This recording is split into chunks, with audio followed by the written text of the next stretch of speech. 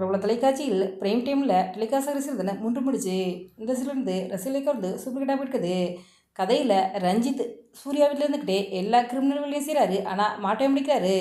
ரஞ்சித் எப்போ தான் மாட்டுவார் அப்படிங்கிறதா ரசிகர்களுடைய எதிர்பார்ப்பாக இருக்குது.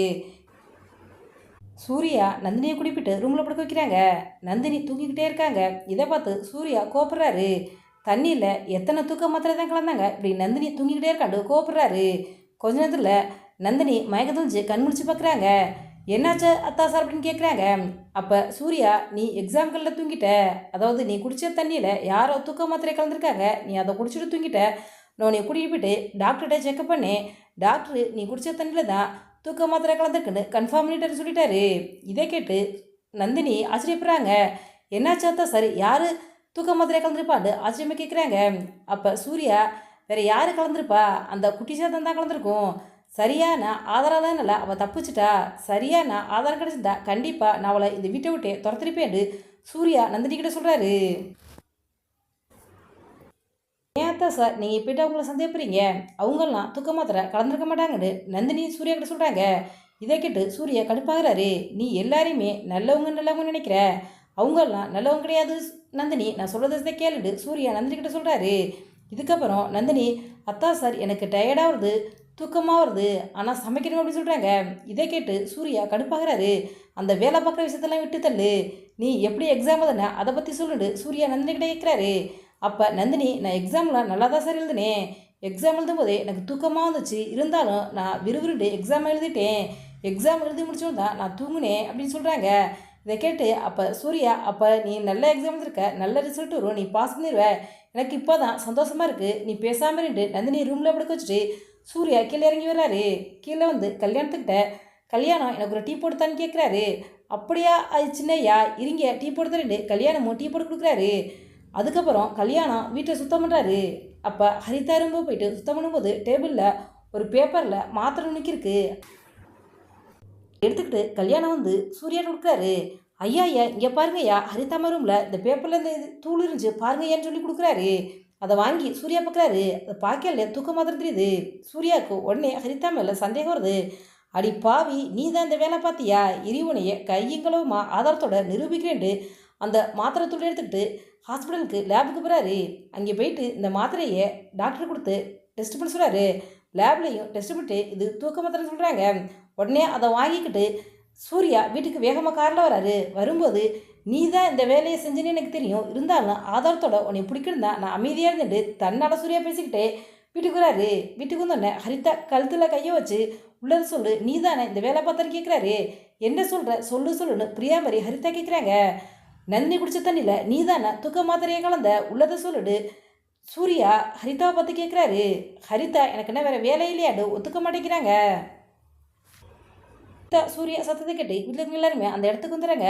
அங்கே வந்து சூர்யாவிட்ட சுந்தரவல்லி சத்தம் போடுறாங்க. என்னடா எப்போ பார்த்தாலும் நீ ஹரிதாட்டே ஒம்புத்துக்கிட்டுன்னு கேட்குறாங்க. அதுக்கு சூர்யா, ஆமாம் இவ என் மாமா பொண்ணு இல்லை, அதான உரிமையோட சண்டை போடுறேன்னு சொல்கிறாரு.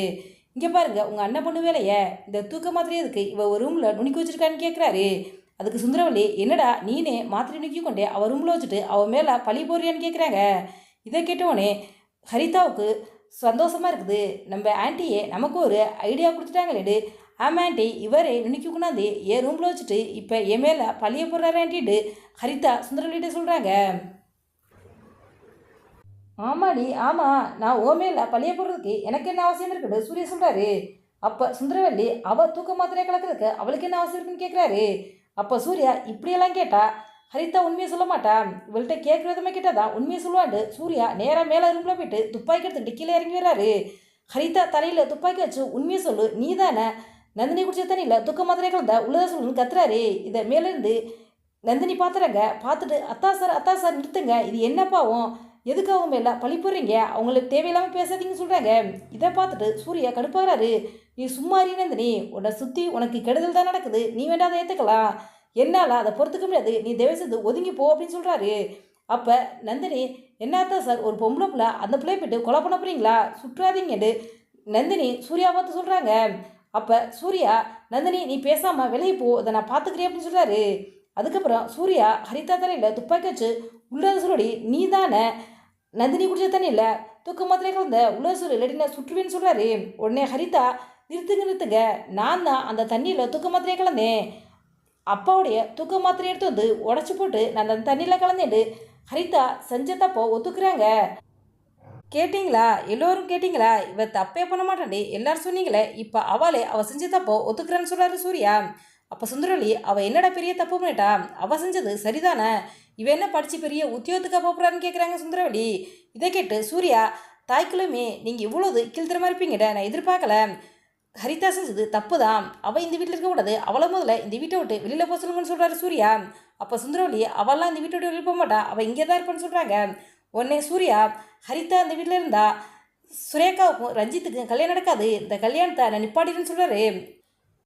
இப்படி விறுவிறுப்பாக பரபரப்பாக போக்கிட்டு இருக்க மூன்று முடிச்ச சீரியலில் சுரேகா கதாபாத்திரம் நடிக்கும் நடிகையுடைய பயோகிராஃபியும் அவங்களுடைய பர்சனல் லைஃபை பற்றியும் அவங்க இதற்கு முன்னாடி எந்தெந்த சீரியல்லாம் நடிச்சிருக்காங்க அப்படிங்கிறதையும் அவங்கள பற்றி தெரியாத சில சுரசந்தர்களை இப்போ இந்த பார்க்கலாம்.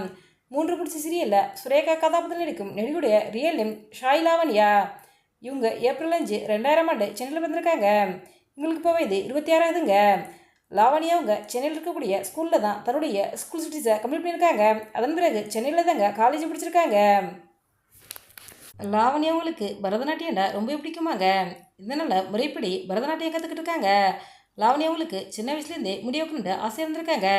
இதனால் படித்து முடிச்சதும் தன்னுடைய கெரியரை விஜயவாக தான் ஸ்டார்ட் பண்ணியிருக்காங்க. லாவண்யா அவங்க வீடியோ ஜாக்கிய பல நிகழ்ச்சிகளை தொகுத்து வழங்கியிருக்காங்க. பிரபல தொலைக்காட்சியில் டெலிகாஸ்டாகும் வணக்கம் தமிழா நிகழ்ச்சியில் சிறப்பு விருந்தினராக லாவண்யா அவங்க கலந்துக்கிட்டு இருக்காங்க. லாவண்யா அவங்க பல செலிபிரிட்டிஸ்களையும் இன்டர்வியூ எடுத்திருக்காங்க. பிரபல தொலைக்காட்சியில் டெலிகாஸான சண்டா கொலை சிறுவனமாக சின்னத்திரைக்கு நடிகையாக அறிமுகமானதா ஷாய் லாவண்யா. ஷாய் லாவண்யா அவங்க இந்த சீரியலில் ரொம்ப சூப்பராக நடிச்சிருந்தாங்க. ஃபர்ஸ்ட் சீரியல்லே தன்னுடைய பெஸ்ட் பர்ஃபார்மன்ஸ் கொடுத்துருந்தாங்க ஷாய் லாவண்யா. சண்டே கொலை சீரியலில் கிடைச்ச வரவேற்பு எடுத்து இவங்களுக்கு அடுத்தடுத்து பல சீரியல் நடிக்க வாய்ப்பு கிடைச்சிச்சுங்க. ஆமாங்க, சின்னஞ்சிறு கிளியே சீரியலில் ஒரு முக்கிய கதாபாத்திரத்தில் ஷாய் லாவண்யா அவங்க நடிச்சுட்டு இருக்காங்க. லட்சுமி சீரியல் நடிக்கிறாங்க.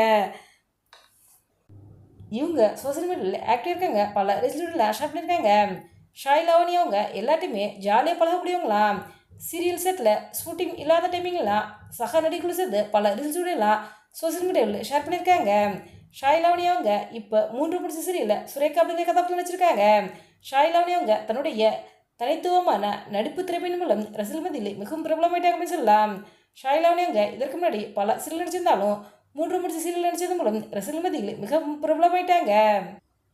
நீங்கள் ஷாய் லாவண்யா அவங்கள பற்றி என்ன நினைக்கிறீங்க அப்படிங்கிறதையும் 3 முடிச்ச சீரியலில் சுரேகா கதாபாத்திரத்தில் ஷாய் லாவண்யா அவங்க எப்படி நடிக்கிறாங்க அப்படிங்கிற உங்களுடைய கருத்துக்களை எங்களுக்கு கமெண்ட் பண்ணுங்க. இந்த வீடியோ பிடிச்சிருந்தா லைக் பண்ணுங்கள், ஷேர் பண்ணுங்கள், கமெண்ட் பண்ணுங்கள். மறக்காமல் ரெடாபிள் 2 சப்ஸ்கிரைப் பண்ணுங்கள்.